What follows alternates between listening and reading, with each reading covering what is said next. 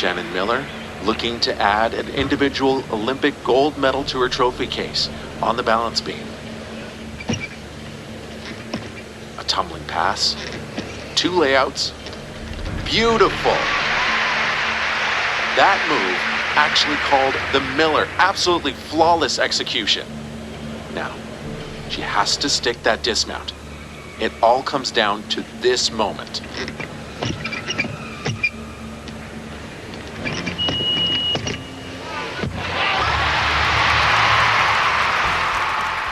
That's a recreation of an iconic moment for gymnast Shannon Miller, a gold medal performance at the 1996 Olympics in Atlanta.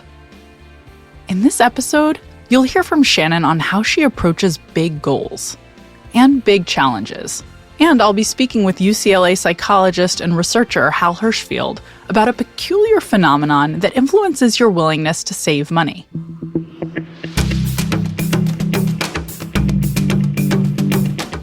I'm Dr. Katie Milkman, and this is Choiceology, an original podcast from Charles Schwab. It's a show about the psychology and economics behind our decisions. We bring you true stories involving high-stakes moments, and then we explore the latest research in behavioral science to help you make better judgments and avoid costly mistakes.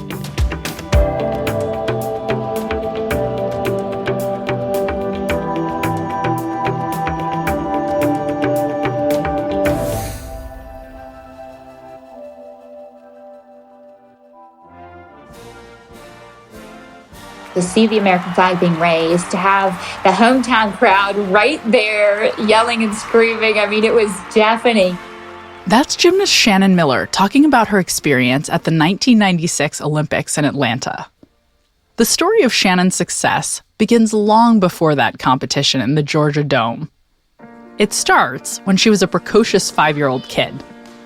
Stepping in the gym as a 5-year-old, I got to run and jump and go into foam pits and be on a trampoline and swing on bars. It was just the coolest thing ever. And that love really just grew very steadily over time. I just wanted to go to the gym more and try more skills. And then I started competing when I was 9 years old. And that was so exciting for me to have, this moment of getting out there with my team and being able to show people what we had been practicing. I never had the thought about winning a gold medal, but I knew I loved this sport and I knew I loved challenging myself and getting to that next goal and accomplishing something. Shannon advanced rapidly in the sport. By the time she was a teenager, she was unstoppable. I went to states and then qualified for regionals and nationals, and then all of a sudden I found myself getting my red, white, and blue uniform in the mail and being able to go out and compete internationally for my country. And for, this little girl coming from Oklahoma to be able to travel the world and do something I loved was such an incredible experience. Goal setting played a key part in Shannon's success early in her gymnastics career. My coach, Steve Nuno, he used to pass out index cards at the start of the year.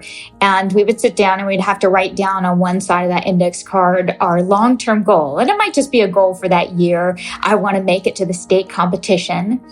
Eventually, I would write, I want to represent the United States at an Olympic Games. Well, that's all well and good. It's nice to have a dream, but how are you going to make it happen? So we had to turn that card over and we had to painstakingly write down all of those things we needed to accomplish in order to get to that long-term goal. So if I wanted to compete at states, I needed more difficult skills in my routines. In order to get those skills, I needed to be stronger, more flexible. It was the sit-ups and push-ups and leg lifts. Those were the things I could work on each day. That incremental strategy was a winning one. Shannon achieved her big goal by qualifying for the 1992 Olympics at the age of 15. She captured 5 medals at the Barcelona Games. In the individual events, Shannon brought home 2 bronze medals for floor exercise and uneven bars, and 2 silver medals in the balance beam and the all-around competition. The final medal Shannon brought home was a bronze team medal. I was very young. And just to be able to be on that team and walk in the arena representing the United States, it was incredible. I know everyone wants to talk about gold these days, but that bronze medal for our team at that time might as well have been a gold. We got on the podium for the first time in a non-boycotted games. And I think one of the most important things about that is it showed us that it was possible. After the 1992 Olympics, I came back to Oklahoma and they had a huge parade for me down our main street. I mean, people were flooding the streets. And I think for me, this painfully shy little girl that was all of 15 years old coming back, I had a hard time processing that they were there for me. This newfound fame was a major adjustment, but Shannon's parents helped her stay grounded. I do remember coming home and there was about 3 feet of fan mail in our living room, my parents' living room. And I remember my mother looking over and saying, "You will answer all of these letters." That's part of the responsibility. And you don't know what, young athlete out there, you might be touching their lives. We can do a little bit each day, but you're going to answer these. And it took me many, many months. The following year, in 1993, Shannon won the World Championships all-around title in England. But despite her success in the sport, Shannon reached a point where she wasn't sure she wanted to continue. But that summer of 1993, I remember coming to my parents and saying, "I'm finished. I'm all done with gymnastics. That's it." They said, "Well, let's just have your coaches come. We'll sit down, talk about it, and if you still want to stop gymnastics, no problem." And so they came, my coach, Steve Nuno, Peggy Liddick, they were sitting at the dining room table with me and my parents. He turned and he said, "Well, why do you want to quit gymnastics?" And I said, I don't want to do it. My back hurts, my shins hurt. I just don't want to be there anymore. And he said, "Okay, well, so why do you want to quit gymnastics?" And I thought, well, are you not listening to me? And he said, "I get it. Yes, you've got shin splints. You actually went through a growth spurt, so your back is hurting. But these injuries are ones that we can work with. But I need to understand why you don't love it." Her coach created a plan of action. Shannon would come into the gym for 2 hours, just 4 days a week, and see how she felt. For me, that was absolutely nothing. At the time, I was working out 6 to 7 hours a day, 6 days a week. So, if I could appease him by coming in for 2 hours, he said, "We won't do anything that hurts. If it hurts your shins, it hurts your back, we're just not doing it." By the end of the week, my shins aren't hurting quite as bad as they used to. And by the end of the second week, I had learned a new skill on uneven bars, and my body was feeling a little bit better. And he added a third week on there somehow. He understood I had forgot to set goals, but he had to get me to understand that I needed to come up with goals, whether it was learning a new skill, which was always my first love, whether it was a new competition. He needed to know whether I still had that fire, still had that love for the sport, or if I really was mentally, physically just done. And it worked. Again, setting a goal and dividing it into manageable pieces gave Shannon the small wins and the motivation she needed to stick with gymnastics. She continued training, and in 1994 won the World All-Around Championships title again, the first time an American athlete won the title in back-to-back years. In 1996, she again joined Team USA at the Olympics, and this time, they were the home team. The 1996 Olympics in Atlanta were absolutely spectacular. Here I'd come off of the 1992 Olympics. I understood what it meant to be at an Olympics, but there's nothing that can ever truly prepare you for that enormous fanfare and the ability to compete on home soil, to have your hometown crowd right there with you. And I'll never forget walking into the Georgia Dome. 40,000 screaming people. You walk through this curtain and into the arena to compete.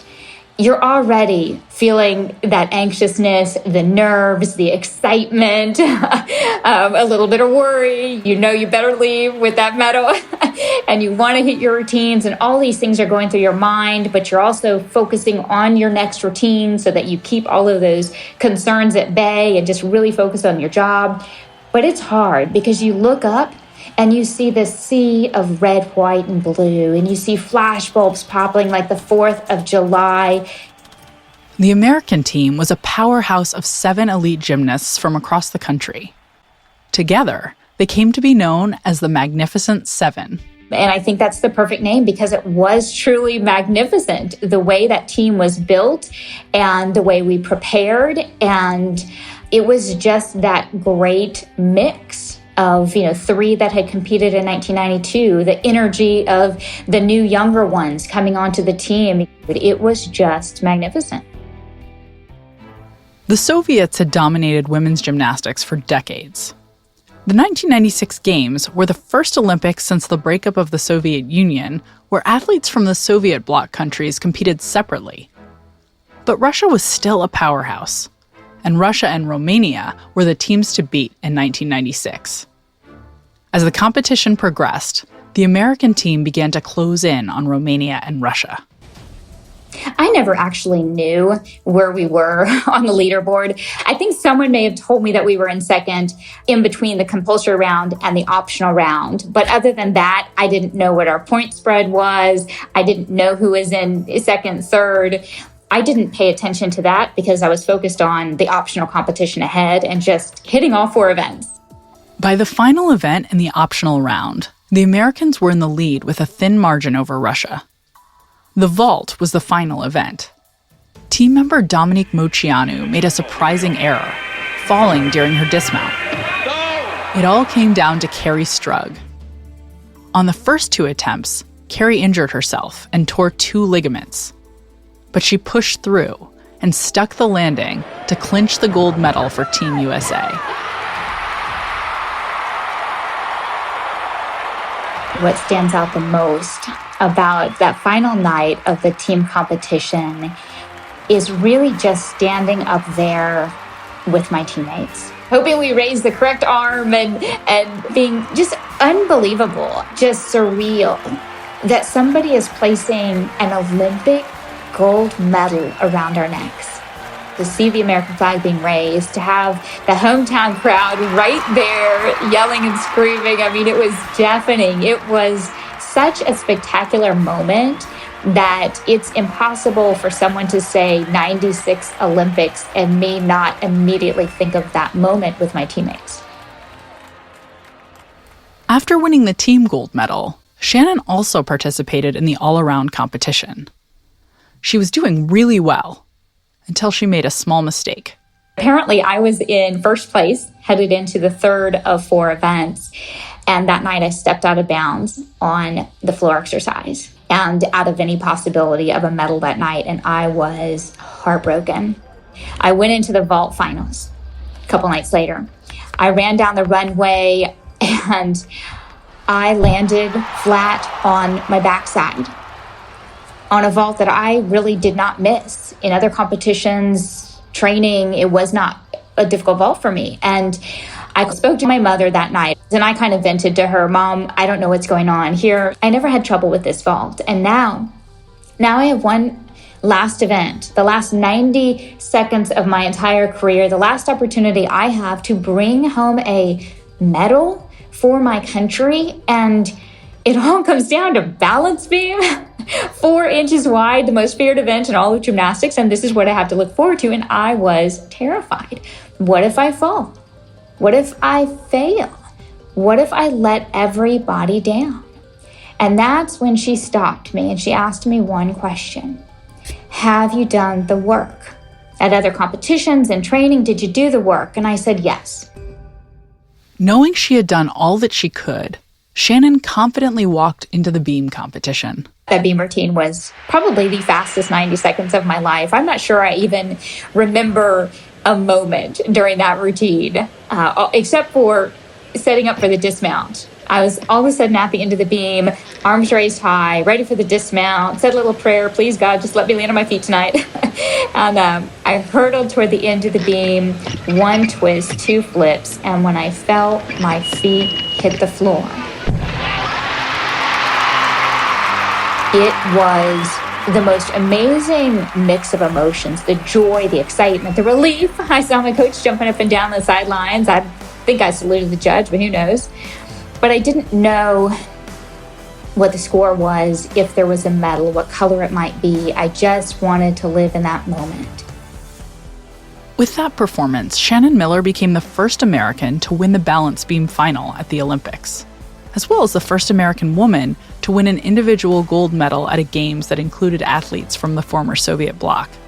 After the 1996 Olympics, Shannon became the most accomplished gymnast, male or female, in U.S. Olympic history, tied only recently by Simone Biles at the Tokyo Games. After retiring from competitive gymnastics, Shannon turned her attention to her education.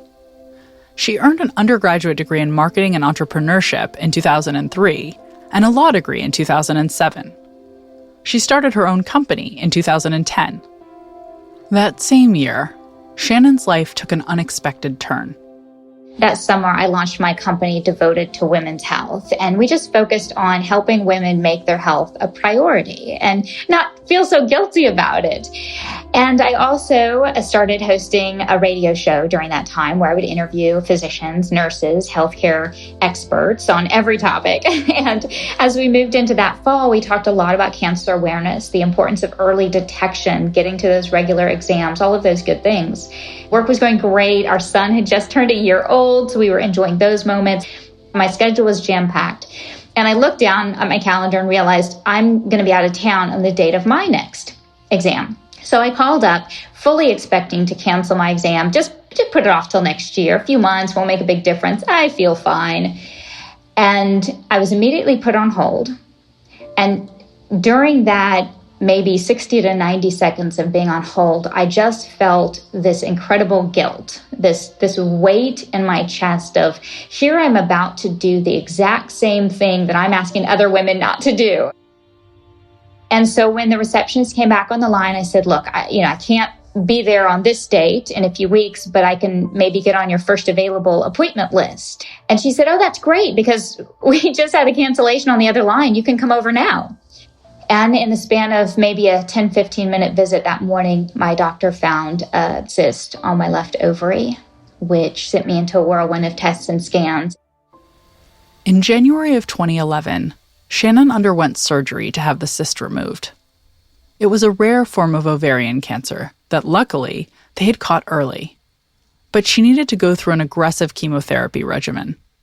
When I found out I would need to go through chemotherapy, I had kind of reverted back to some of that competitive mentality. I knew what we were dealing with. We had this plan of action. I had a great medical team, had wonderful support system with my husband, family, friends, coworkers. Everything was aligned, and now I just needed to step up and do the work. And that's kind of how I had looked at it, for better or worse.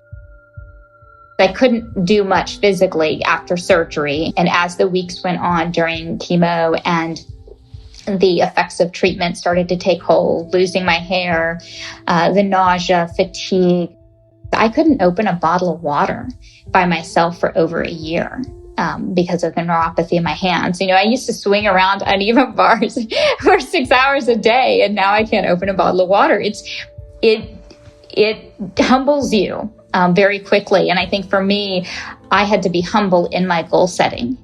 And so a lot of times my goal was to wake up and get dressed and then walk twice around our dining room table. And on my most difficult days, if I could do that, then I could chalk that up to a win.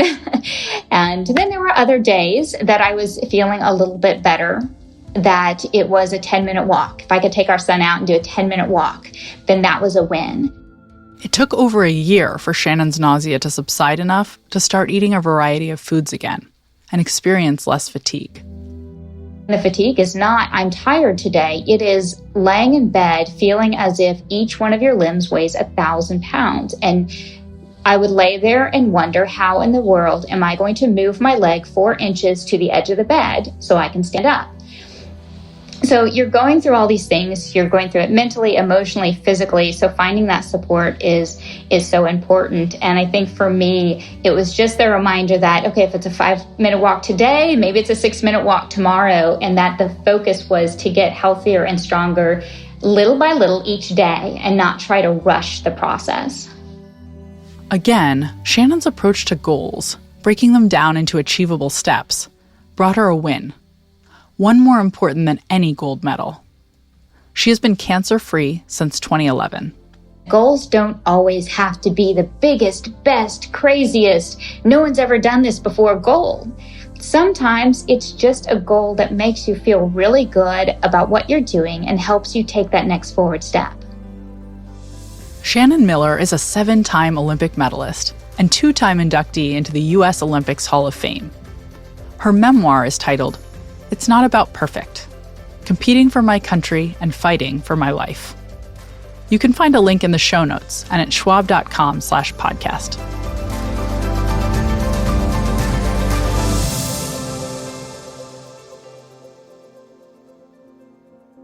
You've probably gathered by now that breaking goals down into bite-sized increments is the overarching theme in this episode. For Shannon Miller, goal increments were key to her success in everything from her Olympic routines to answering mountains of fan mail to sticking with gymnastics in the face of injury to beating cancer. Each of those goals might have seemed insurmountable had Shannon not taken them little by little, identifying the smaller steps she should focus on in order to make meaningful progress. Fortunately, for the rest of us, this strategy works in all sorts of less dramatic situations. You don't have to have Olympic ambitions in order to leverage this approach. There's a growing body of evidence supporting the importance of thinking about big goals in terms of their smaller component parts. The legendary Stanford psychologist Albert Bandura first ran studies exploring this idea with just a handful of student participants, and his results offered suggestive evidence that encouraging people to focus on goal components rather than goals as a whole could be helpful. More recently, scholars have begun to validate this theory in large samples. My doctoral student, Anish Rai, for instance, led a study with thousands of volunteers who had made a big commitment to donate 200 hours of their time and energy to a nonprofit over the course of a year. In our project, we sent short emails to volunteers that either reminded them of their large commitment and encouraged them to make some progress, or prompted them to aim for a more bite-sized goal, volunteering 4 hours a week or 8 hours every 2 weeks. We continued sending these reminders for months, and we found that encouraging people to tackle a bite-sized portion of their goal rather than the whole kit and caboodle produced roughly 8% more volunteering. So large studies suggest more bite-sized goals really can help our motivation. Hal Hirschfield has done some fascinating recent research on how reframing a goal can change our willingness to even begin when it comes to saving money. Hal is an associate professor of marketing, behavioral decision-making, and psychology at UCLA's Anderson School of Management, and he joined me to talk about this phenomenon. Hi, Hal. Thank you so much for doing this. I really appreciate it. Hey, Katie. It's good to be here. Thanks for having me. I am really excited to talk about your brilliant research. I would love it if you could talk a bit, just to start, about your amazing study showing that breaking down big savings goals into smaller parts can produce great results. Could you tell us a little bit about that research? Yeah, I'd be happy to. So this is a project that I did in collaboration with Shlomo Benartzi and Steve Shu, and we worked with a fintech app, sort of a basic savings app. And it was a pretty simple setup, which was to ask new users if they wanted to enroll in a recurring savings program. In other words, money would get taken out of their checking account every so often. And we had a little twist in there, which was that we just decided to reframe the time units of the amount of money that they would contribute. So in other words, some people were asked if they wanted to save $150 a month. Others were asked if they wanted to save $35 a week.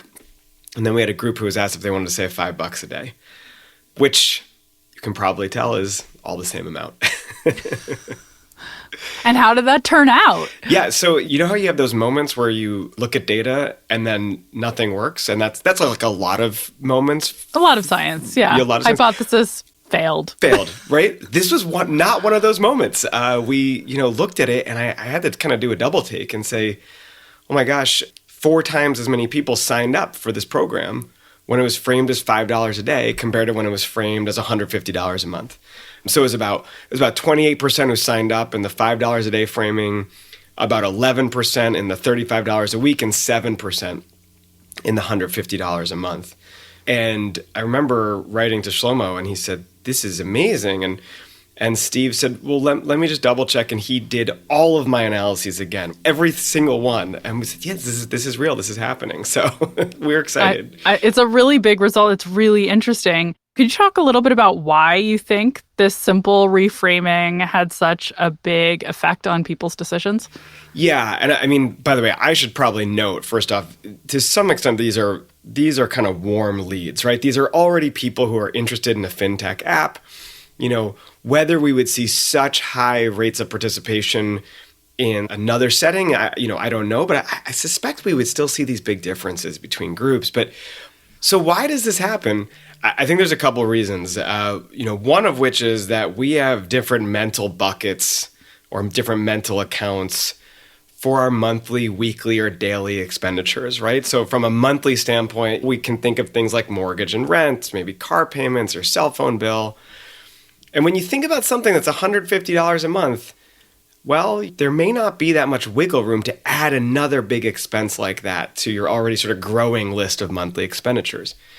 But I think about $5 a day. Well, for most people, I think that boils down to, a coffee or, there's lots of other things we can think could cost $5 a day, even if we don't spend that. And so we say, sure, I think I can add that. So it feels a little bit easier. Another reason here could be simply that saving for the future often is painful, right? Because you've got to make a sacrifice today and you get a benefit later on. And the sacrifice is painful, right? And you see it come out of your paycheck. And so jumping off of the mental accounting reason I just gave, I think this shift from a monthly expenditure to a daily expenditure really lessens the psychological pain of that sacrifice. And it just doesn't feel that bad to a lot of people. Now, to be fair, we see some people drop out because they start realizing, oh my gosh, that was $150 a month. But the reality is that we still have way more people involved in the savings program, even after the first month where you see some drop off. So in the study you just described, which I just love, you reframe this big long-term goal as a series of smaller daily or weekly acts that people could take and they then achieved more, even though it was exactly the same thing. And I'm curious if there's any evidence that people can actually do this for themselves to positive effect. So you did it for them. You're sort of marketing and saying, here's an offer, $5 a day, you want to do it versus $35 a week or $150 a month. But what can people do themselves? Yeah, I think it's a great question. Empirically, I don't know the answer, right? Because we haven't tested that yet. I think if you can set up a more sort of rigorous or automatic way for this to happen, then yes, I think it could work. The problem is if you have to be the one to sort of control this, then I worry that, it's not going to be as effective. So how might you actually put that into practice? If anything, opens up an opportunity for businesses to start implementing some of these ideas so that their users and customers can think about these sort of sacrifices in different or sort of easier ways. Do you think of this as related at all to Al Bandura's work on breaking down big goals into smaller component parts? Absolutely. I should probably say that theoretically this idea isn't new. I mean, I think we were really trying to pick a novel context to look at it, but for sure, this owes a debt of gratitude to some of Bandura's early work there. And, if you think about saving some large sum of money as if it's a big goal, then of course breaking it down into chunks just makes it that much more manageable, that much easier to sort of get started on to begin with. Is there anything you do differently in your life now based on this insight? Yeah. It's funny that you asked that because we were just going through the process of refinancing our mortgage, and I started to think about, different options that we had, and without going into all of the sort of boring details, I did the translation in my head to say, like, what's going to be best in the long run versus the short run, and how much will this really cost us? And I tried to break it down into, I didn't break it into daily amounts. I broke it, more into weekly amounts. And it helped put things into perspective. So, I'd say maybe on a more abstract level, I've been trying to use some of the insights from that paper to just change perspectives on some of the decisions that I'm faced with, So it's easy sometimes to think about something in this chunk or that chunk, but let me break it down, or let me add it up on the other hand too, right? So if there's one other insight here, it's that sometimes things that are broken down for you can end up being really expensive. And so, I remember when we were talking to our internet provider, and they said, well, it's only another $25 a month to get the super high speed internet. And I said, well, that doesn't sound awful. Then I started adding it up, and I said, well, that actually kind of adds up to a lot in a year. And do we really want to do this? Do we need this? So I think the reverse is important too. I love that. And actually, that's a great segue to another question I wanted to ask. Are there ever situations where you think it could actually be harmful to break a big goal down into smaller component parts if you're trying to make good decisions? It's hard for me to think about, goals necessarily, right, as being harmful here, right? If you have a big, important goal and you break it down to smaller parts, I think it is going to help you reach that goal. But I do think there are cases in the spending space where breaking it down could be problematic. This is, we're seeing this rise of these websites that allow consumers to, this would be the sort of old school way of saying it, put purchases on layaway, right? So, you can purchase this big product, but look, you can put it into a monthly term and it's only $8 a month or whatever it is. So I think that can actually be really beneficial at times if there is something that you've had your eye on, or it's going to bring you some utility or whatever it may be. The problem is if we do this for all of our expenses, and now we're left with a big portion of money to spend every month on all these things that we things bought. that accumulate. Yeah. It's a nice distinction between a tool that can be used for good if we break down savings, which is something that we all wish we did more of, really, and is good net, but it can also be weaponized and used to convince us to buy junk we don't need. Yeah, no, that's exactly right. Look, I mean, I'll add one other thing there too, which is from the individual consumer perspective. There are times when a more expensive product could be better in the long run, right? Because it could last longer, it could be higher quality, but we don't want to spend that money up front. And so I think if used smartly, some of these sorts of payment plans could actually help consumers get something that will last longer and may be better, in the long run. But you have to be smart about it and disciplined and keep in mind the big picture of all the different expenses that are taking this form. It's really interesting. This was great, Hal. Thank you so much for taking the time to do this. I really, really appreciate it. Yeah, absolutely. My pleasure. Hal Hershfield is a researcher and associate professor of marketing, behavioral decision-making, and psychology at UCLA's Anderson School of Management. You can find a link to the paper titled Temporal Reframing and Participation in a Savings Program, a Field Experiment, in the show notes and at schwab.com/podcast.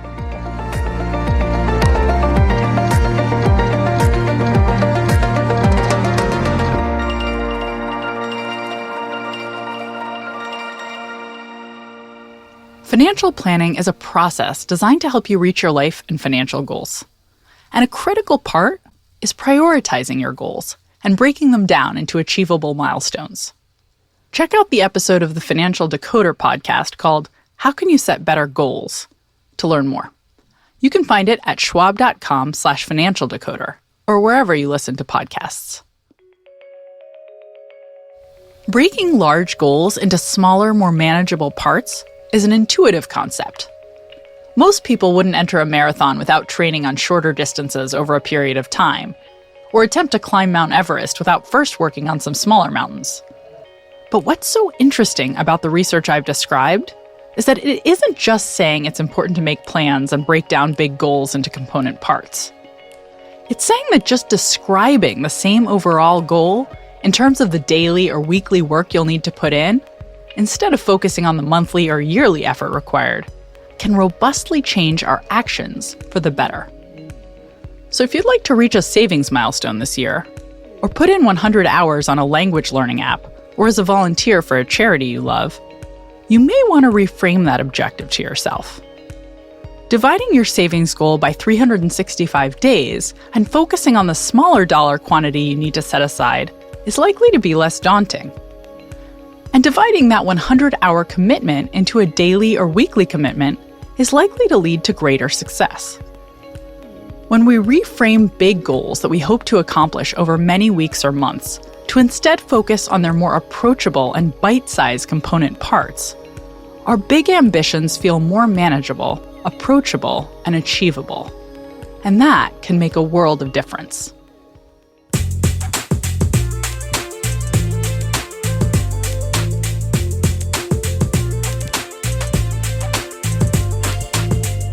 You've been listening to Choiceology, an original podcast from Charles Schwab.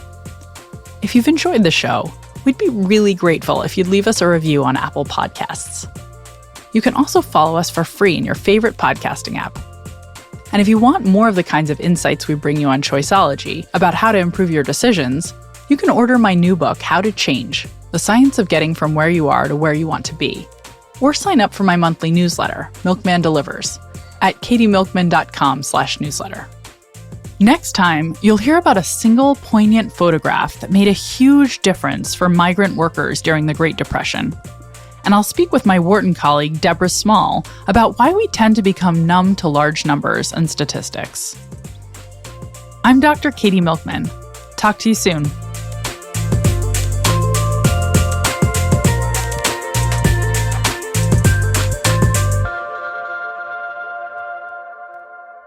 For important disclosures, see the show notes or visit schwab.com/podcast.